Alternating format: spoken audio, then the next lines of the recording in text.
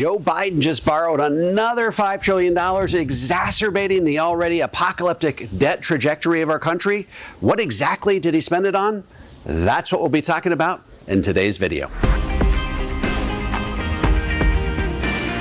Hey folks, I'm David McKnight, best-selling author of The Power of Zero and Tax-Free Income for Life. Prior to COVID-19, the U.S. national debt was already spiraling into the stratosphere. In 2020, legislators borrowed $3.4 trillion to help fight the pandemic and stabilize the economy.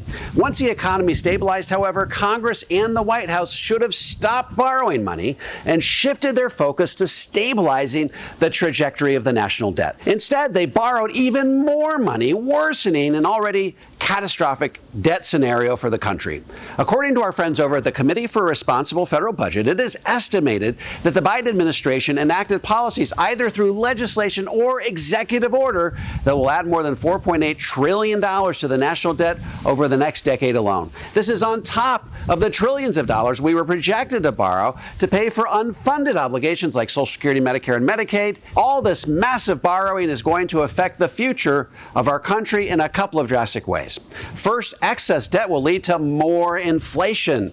Higher inflation, of course, leads to higher interest rates, which could triple federal interest payments over the next decade or even sooner if interest rates rise more quickly than anticipated. That means we will fast be approaching a point where the cost of servicing the federal debt alone could consume the entire federal budget. And to pay for all the other line items in the federal budget, the government will need huge infusions of cash.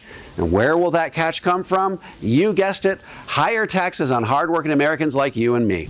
Now, Joe Biden is by no means the only guilty party in this debt fiasco. His $4.8 trillion of borrowing is less than the $7.5 trillion that President Trump added to the national debt during his term in office. However, it is much more than the $2.5 trillion President Trump had enacted through this same point in his administration. So what exactly will Joe Biden be spending that $5 trillion on? Let's break it down.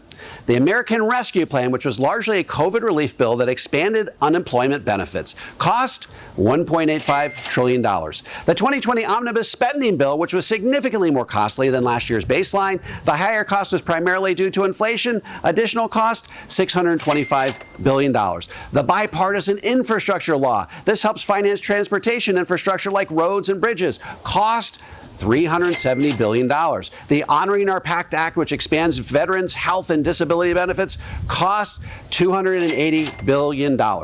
The SNAP food stamps increase. This is a 21% increase over the previous food stamp appropriation. Cost $185 billion. Health-related executive orders that primarily relate to prescription drug benefits cost $175 billion. The CHIPS and Science Act, which incentivizes the expansion of the semiconductor industry, cost $80 billion. Ukraine supplements. Since Russia invaded Ukraine, these supplements have primarily gone towards military, foreign, and humanitarian aid to Ukraine. Cost $55 billion. Student debt relief, payment pauses and cancellation. Cost $750 billion. Increased federal interest payments. Remember, increased borrowing results in higher debt, and increased federal interest payments cost $700 billion.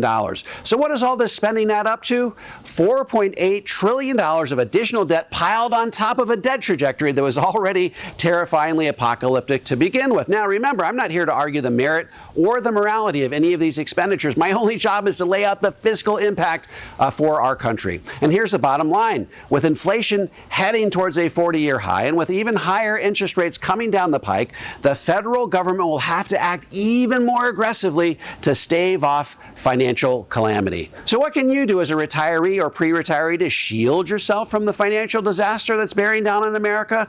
First, acknowledge that all of this out-of-control spending will invariably lead to higher taxes. And second, begin to systematically reposition your assets to the tax-free bucket so you can shield yourself from the impact of higher taxes. Make it your goal to get to the 0% tax bracket in retirement. Why is the 0% tax bracket so powerful? Because if tax rates double, 2 times 0 is still equals zero. That's what we call the power of zero. Now, if you need some help creating a plan that insulates your hard-earned retirement savings from the impact of higher taxes over time, head on over to davidmcknight.com and opt in for a complimentary strategy session. I'm happy to lend a hand. And don't forget to click like, subscribe, and the bell so you never miss a video. This is David McKnight. I look forward to seeing you on the next video.